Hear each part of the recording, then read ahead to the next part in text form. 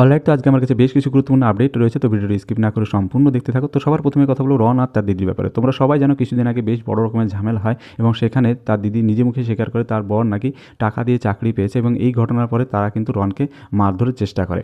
আর এই ঘটনার পরে রন একটা ভিডিও করে এবং সেই ভিডিওতে জানায় এর আগেও নাকি তাকে এইভাবে মারা হয়েছে এবং তার মুখে চোখে দেখলেই টের পাওয়া যাচ্ছিল যে তাকে বেশ ভালোভাবেই কিন্তু মারা হয়েছে। আর তার দিদি আর মা বাবা মিলে নাকি রনের বিরুদ্ধে কেস করে যে রন নাকি বটি দিয়ে তাদেরকে মারতে গেছিলো। যে বটিটা দিয়ে আমি কূপ দিয়ে ওখান দিয়ে পালিয়ে এসেছি, সেই ব্লেমটা দিত আমার বাবা মা একবারও পিছু পা হাঁটেনি। একটা মেয়েকে বাঁচাতে গিয়ে যে একটা ছেলেকে এরকম বিপদের মুখে ফেলে দিতে পারে, সেটা হয়তো আমার বাবা মাকে না দেখলে আমি বুঝতে পারতাম না। তোমরা নিজেরাই একবার এই কল রেকর্ডিংটা শোনো। না তুমি তো আমার জেল খারাপ আজ আর একটা ছিল। জেল খাটা বলে তোর কি করবো? তোর দিদির সঙ্গে না না, বটিটা দিয়ে আমি কোপ দিয়ে বেরোয়েছি।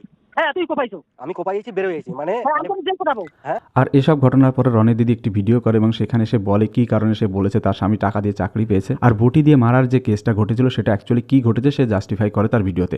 কথা কাটাকাটিতে তখন এরকমটাই বলা হয়েছিল যে হ্যাঁ তোর বর তো ঘুষ পেয়ে চাকরি পেয়েছে। তো তখন সেই সোর্সে আমি বলেছিলাম যে দেখ, চাকরি পেতে হলে পুলিশ ভেরিফিকেশন বল বা এটা বল বা সেটা বল, টাকা পয়সা সবাই কম বেশি দিতে হয়। তো এরকমটা বলা হয়েছিল। তো তারপরে মানে ওরকম ভাবে এমন একটা সিচুয়েশন তৈরি করা হয়েছিল। তো দেন তারপরে আমি ওই কথাটা বলেছিলাম। যাই বলছে যে আমি বটি দিয়ে ওকে কোপাতে গিয়ে কোপটা আমার পাশের বাড়ির কাকিমা লেগে গিয়েছিল। তো এরকমটাই ও বলছে। তো আমি বলবো যে ভিডিও ক্লিপ, আমার কাছে কোনো ভিডিও ক্লিপ নেই, কারণ আমার ফোনটা ভেঙে ফেলেছিল। আমার কাছে কোনো ভিডিও ক্লিপ নেই। আর তোমরা মানে যেটা দেখছি ভিডিও, এক একটা ক্লিপের মানে এক এক রকমের হয়। আমি আজকে যদি আমি বলি যে আমি কি বলবো, আমি মদ খাই না, যদি আমি এটা বলি আমি মদ খাই না, তো সেটাকে নাটাকে যদি কেটে দেওয়া হয় তাহলে তার মানে কি দাঁড়ায়? আমি মদ খাই। আর এই ভিডিওর পর তার কমেন্ট সেকশনে যদি খেয়াল করা যায় তাহলে দেখা যাবে যে বেশিরভাগ লোকে তাকে হেড দিতে শুরু করে এবং বেশিরভাগ লোক বলে যে এর জন্য তার দিদিই দায়ী, রন কোনোভাবে দায়ী না। আর এসব ঘটনার পরে রনের দিদি ঘুমের ওষুধ খেয়ে নিজেকে শেষ করে দিতে চায়।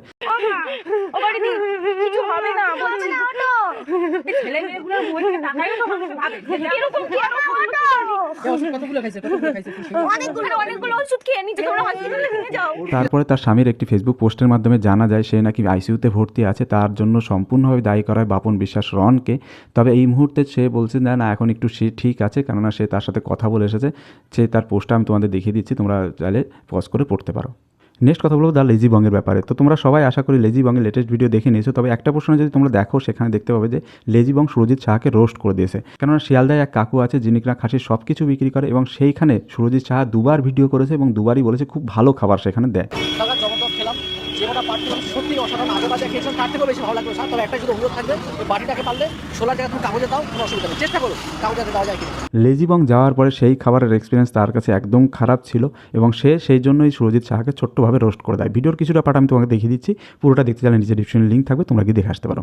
গাইজ এইবার আমি যেটা ট্রাই করতে চলেছি, আমার দাদা এখন যেটা ট্রাই করাচ্ছে, মানে এটা খাওয়ার জন্য সিরিয়াসলি বলছি আমার বাড়ি থেকে মদ খেয়ে আসা সত্যি উচিত ছিল। আমি বাপের জন্য এরকম জিনিস খাইনি গাইজ। এখানে একটা ব্রেনের পাতুরি বানিয়েছে, ব্রেনের পাতুরি, এটা স্মেল করে দেখা যাক। প্রবলি এখানে যে কাস্টমার বেস করে কেটার করে তারা হয়তো আমরা নই। আমি এখানে কিছু ইনফ্লুয়েন্সার ফুড ব্লগারদের ভিডিও দেখেছি, তারা খেয়ে মানে পাগলই হয়ে গেছে, পুরো অর্গাজম টাইপের হয়ে গেছে। নেক্সট কথা বলবো ওয়া মোমোর ব্যাপারে। তবে রিসেন্টলি ইন্ডিয়ান ভবগড়া বলে একটি ইউটিউব চ্যানেল থেকে দাবি করা হয় যে ওয়া মোমো নাকি স্ক্যাম করছে এবং সেই তার ভিডিওতে সেটা সম্পূর্ণভাবে তুলে ধরে। আমি ভিডিওর কিছুটা পার্ট তোমাদের দেখিয়ে দিচ্ছি, পুরোটা দেখতে চাইলে নিচে ডিসক্রিপশনে লিঙ্ক থাকবে। এছাড়া সত্যিই কি এটা স্ক্যাম কি স্ক্যাম না সেটার ব্যাপারে অবশ্যই কিন্তু নিচে কমেন্ট সেকশনে জানিও। এই ওয়া মোমোতে এসেছি সোদপুরে। তো সোদপুরে এসে যে বিলের এখানে ইকো প্যাকিং চার্জ এখানে একটা রয়েছে, দেখুন 5 টাকা ইকো প্যাকিং চার্জ। আমি তো এখানে বসে খেলাম, তাই এখানে ইকো প্যাকিং চার্জটা কি এটা দাদাদের কাছে একটু শুনবো আমি আজকে। ইকো প্যাকিং চার্জটা একটু বলবেন। আমরা তো এখানে বসে খেয়েছি, বসে খেলে আবার ইকো প্যাকিং চার্জ কিসের জন্য আসছে? কোম্পানিও তো ভালো প্যাকেজিং করছে না। কি প্যাকেজিং? কোম্পানি একটা কাগজের প্যাকেজে ইকো প্যাকিং চার্জ 5 টাকা করে নিচ্ছে। উনি 1000 টাকা বিল করেছে, আমরা চালু করে। আরে উনি 1000 টাকা বিল করুন, আমি 1000 টাকা 1.5 লাখ টাকা বিল করুন, কিন্তু উনি তো জানেন না যে ইকো প্যাকিং চার্জ এটা খাওয়ার জন্য আপনি খাচ্ছেন, এর জন্য একটা প্যাকেজিং চার্জ নিচ্ছে। তার এর জন্য আপনি সার্ভ করার জন্য আবার প্যাকেজিং চার্জ আপনি খাচ্ছেন, এটার জন্য 5 টাকা করে এক্সট্রা। তারপর বিল দেখুন একবার 5% আবার ট্যাক্স নিচ্ছে। নেক্সট কথা বলবো দ্য বঙ্গাইকে নিয়ে। তো রিসেন্টলি দ্য বঙ্গাই তার ইনস্টাগ্রাম স্টোরিতে একটি স্টোরি পোস্ট করে এবং সেখানে সে বলে অ্যাকচুয়ালি যারা বড় বড় লোক আছে, যারা মানে উপরে জ্ঞানী ব্যক্তি আছে, তারা সবসময় বিভিন্ন সেন্সিটিভ বিষয়গুলো নিয়ে কেন কথা বলতে চায় না, যেগুলো সমাজের তর্কের বিষয় সেই বিষয়গুলো নিয়ে তারা কেন কথা বলতে চায় না, সেই বিষয়ে সে ইনস্টাগ্রাম স্টোরিতে একটি স্টোরি পোস্ট করে এবং সেখানে সে অ্যাকচুয়ালি বলতে চায় যে সেই বিষয়ে তারা তো কথা বলে, কিন্তু কথা বলার পরে যে সাধারণ মানুষগুলো আছে তারা তো কিছুদিন পরে ভুলে যায়, কিন্তু যারা এই উপরের পদে আছে বা উপরের পোস্টে যারা আছে তাদের পরবর্তীতে সমস্যার সম্মুখীন হতে হয়, সেই জন্যই হয়তো তারা চুপ থাকে। আমরা অল্প হলেও সবাই কিন্তু বেশ হিপোক্রিট। সমাজে কোনো বড় খারাপ ঘটনা ঘটে গেলে আমরা চাই যে বিশিষ্ট ব্যক্তিরা যারা আছে সমাজে তারা এই বিষয়ে কথা বলুক, এই বিষয়ে ভোকাল হোক, প্রতিবাদ করুক। কিন্তু আমরাই সেই 5-6 মাস পর যখন সেই ঘটনাটা অনেকটা পুরনো হয়ে যায় তখন ভুলে যাই যে কারা প্রতিবাদ করেছিল, কারা রাস্তায় নেমেছিল, কারা ভোকাল হয়েছিল, কারা চুপ করেছিল, কারা সেফ খেলেছিল। আমরা সেই মানুষগুলোই যারা সেফ খেলেছিল, যারা চুপ ছিল, তাদেরই আবার সেলিব্রেট করি, তাদের আবার মাথায় তুলি। এবং যারা আওয়াজ তুলেছিল, আমি বাকিদের কথা তো যাই না, তাদের লাইফ মিজারেবল হতে থাকে, তারা একাধিক সমস্যার সম্মুখীন হয়, ইভেন ধরো আমাকে কোর্টেও যেতে হয়েছে। সেগুলো বলে আমি সিম্প্যাথি গেইন করতে চাইনি, তাই সেগুলো শেয়ার করিনি। আমি জানতাম যে একটা সময় চলে গেলে আমাকে একাই ফেস করতে হবে, একাই লড়তে হবে।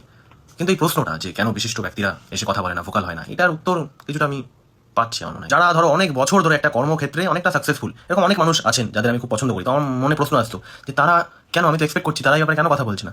তো এই কারণেই বলছে না। এটা মানে আমরাই দায়ী। আমরা তো ভুলে যাবোই। সেই মানুষটা যে ফেস করবে সমস্যাটা, ওই মানুষটার লাইফে যা আসবে পরপর, সেইটার সময় তো আর আমরা সাধারণ মানুষ তার পাশে গিয়ে দাঁড়াতে পারবো না। আমরা শুধু এক্সপেক্ট করবো সে কিছু বলুক, আর যারা বলবেও না তাদের আমরা মাতামাতি করবো তাদের নিয়ে। তো যাই না, শিখছি, বড় হচ্ছি আস্তে আস্তে, কি বিষয় বলা উচিত, কি বিষয় বলা যায় না, সব আস্তে আস্তে জানছি, বুঝছি কত শেয়ানা হতে হয়, কিভাবে হিপোক্রিট হতে হয় এই সমাজে থাকতে গেলে।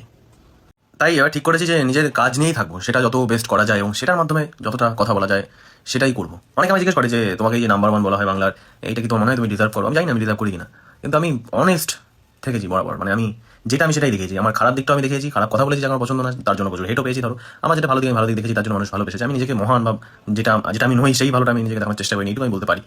অনেস্টি তো রেখেছে, তো সেই অনেস্টি রেখেই কাজটা করে যেতে হবে আর কি।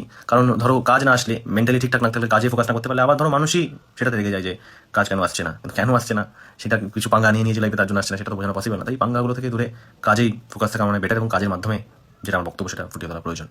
এটাই। এই বিষয়ে তোমাদের কি মতামত অবশ্যই কিন্তু নিচে কমেন্ট সেকশনে জানিও। তো এখনকার পর্যন্ত এইটুকুই। Thank you and by.